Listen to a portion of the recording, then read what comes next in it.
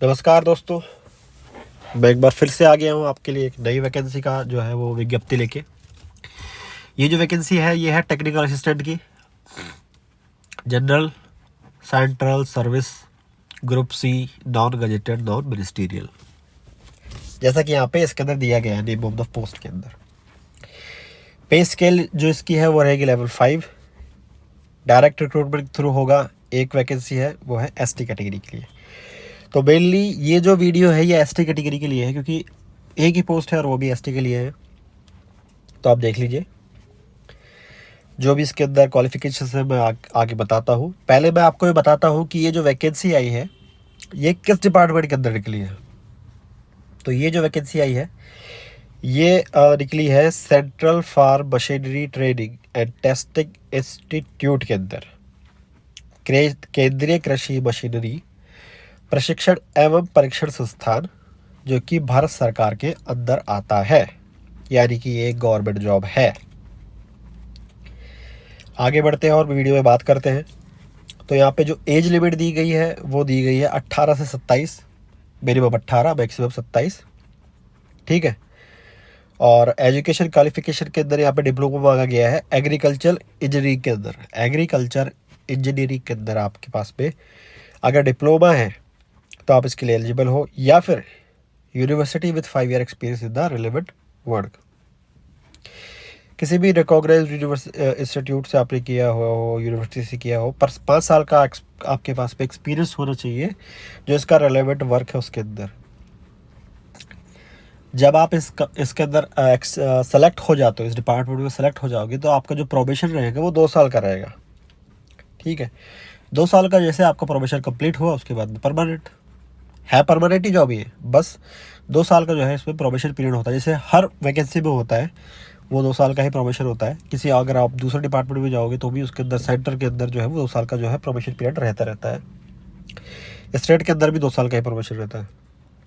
आगे बढ़ते हैं, आगे यहाँ पे कुछ दिया गया है। तो आगे यहाँ पे हम देखते हैं, तो यहाँ पे और कोई कंडीशंस दी गई है तो उसके बारे में देख लेते हैं। यहाँ पर जो है एज रिलैक्सेशन भी दिया गया है एसटी वालों के लिए 5 साल का, PWD ST के लिए 15 साल का, ठीक है। कोई डिफेंस में है तो उसका 8 साल का, कोई सेंट्रल गवर्नमेंट में है पहले से ही तो 45 साल का, अगर 3 साल उसने काम कर लिया है तो। कोई विडो डाइवोर्स वूमन है तो 40 साल तक, और मेरिटोरियस पर्सन है तो अप टू 10 ईयर्स, ठीक है। आगे बढ़ते हैं, यहाँ पे और कुछ दिया गया है। तो स्कीम ऑफ सिलेक्शन स्कीम क्या रहेगा वो हम देख लेते हैं। यहाँ पे लिखा है, in the event of number of application being large, short listing criteria to the restrict the number of candidate to be called for written proficiency test will be adopted। अगर बहुत सारी एप्लीकेशंस आ गई तो पहले तो उसके अंदर से छट नहीं करेंगे, सबको एग्जाम के लिए नहीं बुलाएंगे शायद, ठीक है। फिर है the selection process will be include verification of candidate, verification of document, skill proficiency test and written test. All the candidates have to appear for a document verification along with photocopies of original documents in support of the claim made in their application।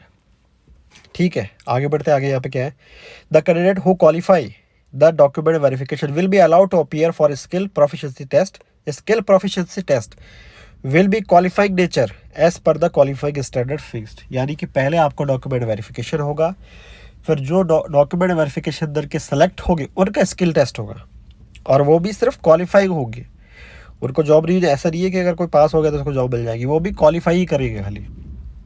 The candidate have to score the minimum percentage of marks fixed in the written test. The merit list will be drawn based on the marks obtained in the written test. Written test में आपके जो marks आएंगे उसके हिसाब से आपकी जो है फिर वो मेरिट लिस्ट जो है वो तैयार होगी, ठीक है। आगे बढ़ते हैं, आगे अगर कोई टाई कैसे डालता है, जैसे बराबर नंबर आ गए तो उसके बारे में यहाँ पे दिया गया है। डेट ऑफ बर्थ जो है वो काउंट की जाएगी, एसेंशियल क्वालिफिकेशन है जो, उसके हिसाब से जो है वो उसको सॉल्व किया जाएगा। आगे बढ़ते हैं, आगे यहाँ पे अगर कुछ दिया गया है तो आगे यहाँ पे ऐसा कुछ जो है इन्फॉर्मेशन यहाँ पे और दी रही गई है। जनरल टर्म्स एंड कंडीशंस जो है यहाँ पे दी गई है। हाँ, तो देखिए दोस्तों यहाँ पे क्या दिया गया है, कि the interested and eligible candidate may apply on plain paper with full biodata containing name in full block letter, father name, date of birth, nationality, religion, caste, disability, home address with pin code, telephone number, mobile number, email, address for correspondence with pin code, telephone number, mobile number, email, education qualification, details of experience, passport size photograph, carrying the signature of candidate on it need to be posted on the biodata, self-attested copies of testimonials of age, education, qualification, experience, caste, disability certificate, etc. issued by respective competent authority in the prescribed format need to be attached. आगे बढ़ते हैं. Simple सी भैया बात इसमें ये जो है वो दी गई है, प्लेन पेपर लो, उसके अंदर सारी डिटेल्स डालो और फिर उसको भेजना है आपको बाई पोस्ट.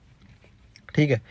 जो लोग पहले से काम कर रहे हैं उनके लिए यहाँ पे दिया गया है candidates working in central government, state government, public sector undertaking, autonomous bodies should apply through proper channel along with certificate from their employer that neither any disciplinary case is pending nor contempted against him, otherwise application will not be considered. यानी कि आपका जो है vigilance जो है वो vigilance certificate clear होना चाहिए कि कोई भी आप पे जो है वो केस वेस नहीं है, ना कोई करेगा.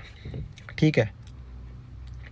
और जब आप इसको फिल कर लेंगे फॉर्म को, ठीक है, पूरे को जैसे कि इन्होंने बताया प्लेन पेपर के अंदर कैसे भी, तो आपको ये कहाँ भेजना है, ये आपको भेजना है डायरेक्टर को. ठीक है. Government of India, north eastern region, from farm machinery training and institute, tractor Nagar, Biswanath Chariali district, Biswanath, Assam में भेजना है आपको.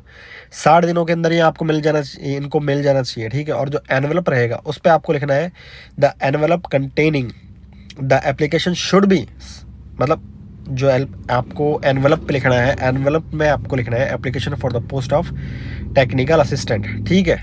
और ये ड्यू डेट से जो है पहले मिल जाना चाहिए. अगर आपने ड्यू डेट के बाद इनको एप्लीकेशन मिली या फिर ईमेल के थ्रू दिया आपने या फिर फैक्स किया, तो वो जो है वो कंसिडर नहीं किया जाएगा इसके अंदर, उनको रिजेक्ट कर दिया जाएगा. ठीक है. आगे देखते हैं, आगे यहाँ पे उन्होंने और कुछ दिया है तो नहीं. इतनी ही जो है इसके अंदर जानकारी दी गई है. प्लेन पेपर लीजिए, उसके अंदर सब कुछ लिखिए और फिर जो है वो इनको पोस्ट कर दीजिए. ये था दोस्तों इस वीडियो में इतना ही. चलिए मिलते हैं किसी अगली वीडियो में. तब तक के लिए आपको इतना ही कहना चाहूँगा कि मेरे चैनल को लाइक कीजिए, शेयर कीजिए, सब्सक्राइब कीजिए, ताकि मैं और जो है वो इस तरह ही आपके लिए जो है वीडियोज़ लाता रहूँ. तब तक के लिए धन्यवाद दोस्तों. जय हिंद.